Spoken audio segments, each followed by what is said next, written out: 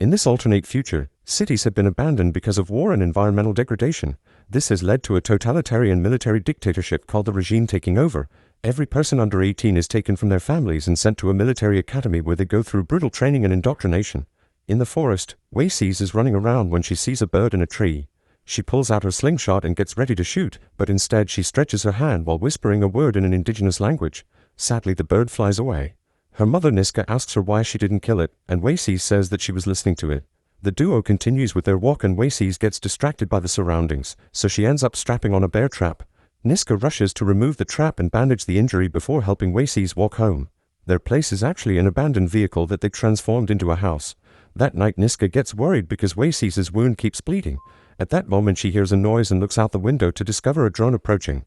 She tells Waysees to keep quiet before she goes outside with her gun. Niska carefully sneaks around and when she sees an opening, she shoots the drone down. Once it crashes on the ground, she shoots it a few more times just in case. Knowing that more drones will come, Niska packs their things and leaves with Waysees after setting their home on fire. The duo starts crossing the woods and Waysees complains about the pain in her leg, but Niska forces her to keep going to avoid danger. When they reach the river, they find their boat and escape. They row for the entire day and night, and in the morning they finally make it to a war-torn city. Niska tells Waysees that nobody can see her face, so she ties a bandana around it and makes her keep her hood up.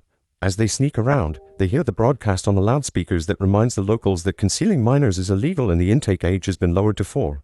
When the duo is about to enter an abandoned house, the neighbor sees them and notices that Waysees is a child. A scared Niska gets her knife ready, but the man assures her he means no harm and reveals he's been hiding his son Trey too. Niska just tells him that they must stick to themselves. While Niska is asleep, Waysees sneaks out of the house and sees Trey standing nearby. She follows him to his garden and he shows her a fallen drone, assuring her that it's been there for ages. However, Waysees can hear a noise and thinks that the drone is still breathing. Suddenly the drone activates, but Niska shows up just in time to hit and break it. Then she grabs her daughter and drags her back to the house. Soon the authorities known as Jingos arrive and try to take Trey. He and his father swear that he's 18, but the Jingos use a device on Trey's wrist that confirms that he's 15.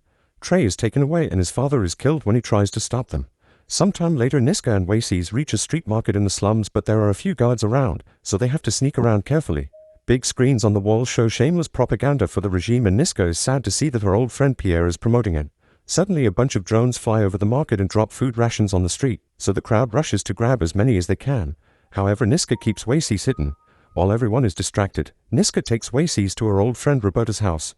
After hugging Niska, Roberta remembers how Waysees used to be when she was little and lets her feed her cat to keep her distracted. Then the women talk privately in the kitchen and Niska points out that Waysees needs medicine because her wound is infected, but Roberta explains that the Jingos patrol the clinics now. Niska also mentions Pierre, revealing that he's Roberta's son. When Roberta shows Niska a picture of Pierre's graduation from the academy, she says that maybe Waysees should attend too. That way she can get her citizenship and a better life. Niska refuses since it would mean not seeing her daughter ever again. The next morning Niska wakes up when she hears Jingo cars entering the market. The officers start checking every person on the street and Niska doesn't know what to do because Waysees' condition keeps getting worse. Roberta points out that the Jingos could save the girl's life, so Niska tells her daughter that she'll get her the medicine and goes outside. She tells the officers that there's a minor in that house and runs away while they take Waysees to the military academy. When she finds a private spot, Niska has a breakdown. 10 months later, Niska is living poorly in an old apartment. She's befriended the locals and when she picks up food rations, she gives them to those who need them. Niska spends her day working at the market, where she's visited by her new friend Randy, who claims he's found something that will save them and asks her to meet him later. After work, Niska visits the fence outside the academy where people have put up a memorial for the kidnapped kids. Niska cries her heart out before adding Waysees' favorite toy. When she returns home, she finds some Jingos searching her building for a group of terrorists that attacked the academy. Meanwhile, Waysees is up and healthy in the military academy. She follows every order and trains with the other kids without issues. In 1 week they'll have selection day, which means that a few chosen ones will be sent to Emerson State. When it's time to recite the pledge, Waysees doesn't repeat the words. In her bedroom, Waysees keeps adding details to the map of the academy that she keeps hidden in her bed. She overhears a girl being taken away and that night, she worries because the girl doesn't return. Sometime later Niska meets Randy in a bar. He explains he's found a guy who can get them a citizenship by reprogramming their IDs. However, the idea of living in Emerson doesn't appeal to Niska because she'd have to live with the upper-class jerks. Randy changes her mind by pointing out that this would allow her to see her daughter again. That afternoon Niska visits the memorial again and falls asleep. She wakes up in the evening and sees a wild horse nearby. She approaches it gently and manages to calm it down. There are other horses tied to trees nearby, so she tries to bring the lost one to them. At that moment she hears a voice and follows it to find Charlie with a laptop sending instructions through a microphone.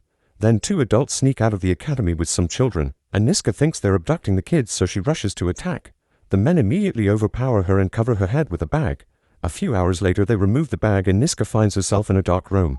Her captors explain she's in the land of the indigenous people known as Cree, and Niska reveals she's Cree too by speaking the language a little.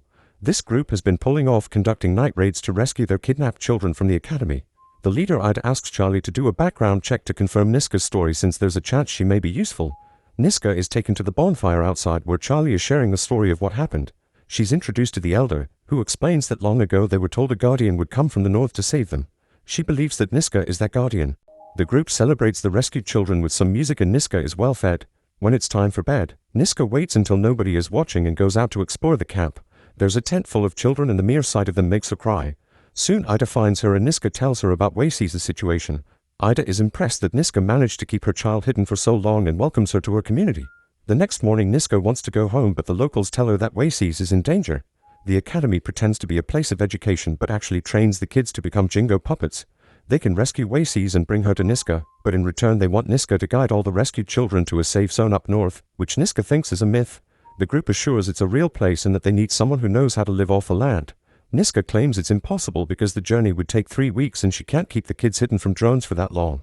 Leo tells her that she needs to get Waysee's out now because if she's sent to Emerson, they won't be able to reverse the brainwashing. A frustrated Niska bursts out and Leo follows her, unable to understand why she wants Waysee's to stay with the Jingos. Niska points out that the Jingos have food, medicine, and education, then she runs away. Leo tells Ida that Niska isn't the guardian but Ida thinks she just needs time. At the military academy, Waysee's sees the missing girl return in a very traumatized state. She also sees a bird on the fence and tries to talk to it in the Cree language, causing the bird to fly in front of her before leaving. In the evening Waysee's waits until everyone is asleep to leave her bed.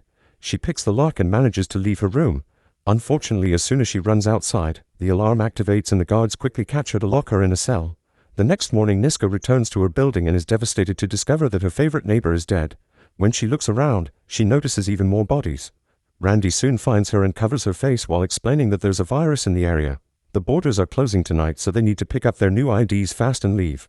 When they reach the market, they hear the loudspeakers mention an obligatory evacuation and urge the locals to go to a departure point.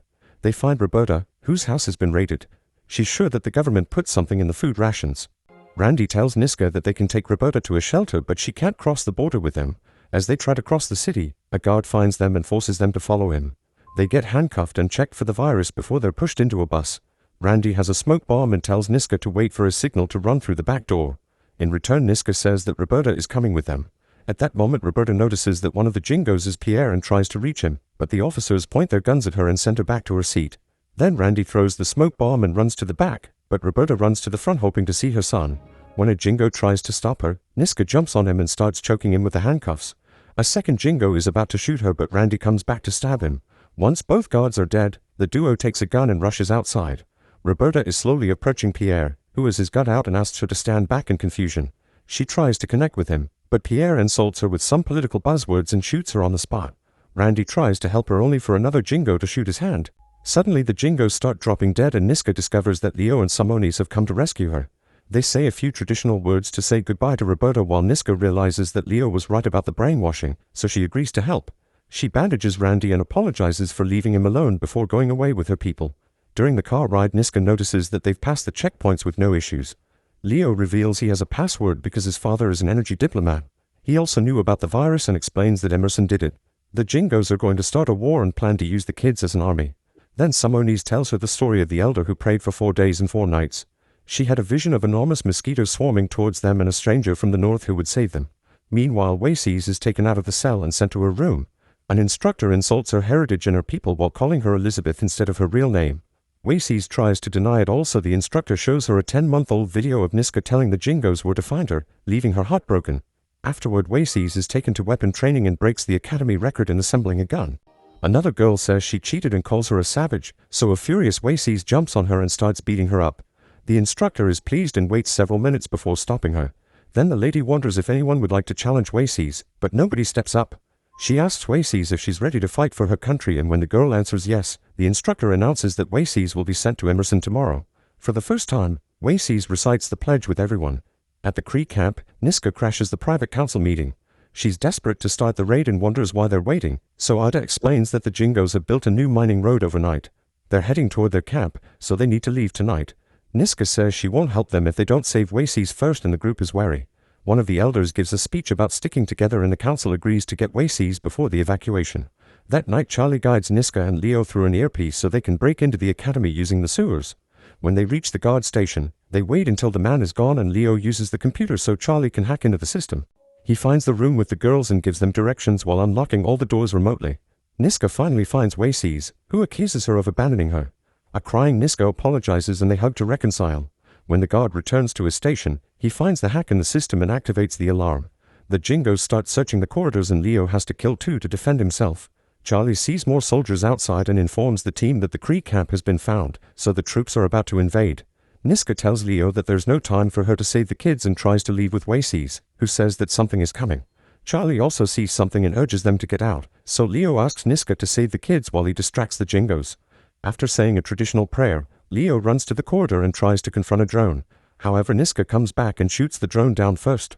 Then Niska tells Wacies to get all the kids out of the room while Charlie starts locking up doors to slow down the guards. Wacies also remembers the map she made and tells the group that she knows a way out. At the Kree camp, everyone is packing their things when they see the soldiers getting closer. Ida orders Simonis to lead the people in her name while she waits for the kids and gives an uplifting speech. As everyone gets into position, the soldiers arrive and ask them to surrender while throwing gas bombs at them. The warriors throw the bombs back as a truck arrives with Niska's group. They're surprised that the soldiers let them pass, and Leo realizes they're trapping them on purpose. Wacies grabs her head because she hears a strange noise that nobody else can hear. Suddenly the sky fills with drones just like in the Elder's vision. Niska tries to make Wacies hide in the truck, but she runs out to confront the soldiers face to face. She raises her hand and says the word she used on the birds, which allows her to control a drone. Charlie realizes that she's the real guardian as she makes the drones point their guns at the soldiers, causing them to retreat. The Kree start to celebrate their victory, but one last soldier is hiding in the tall grass. He tries to shoot Wacies, so Niska jumps in to act as a shield. Simonis quickly kills the soldier while everyone runs to check on Niska, who is slowly dying.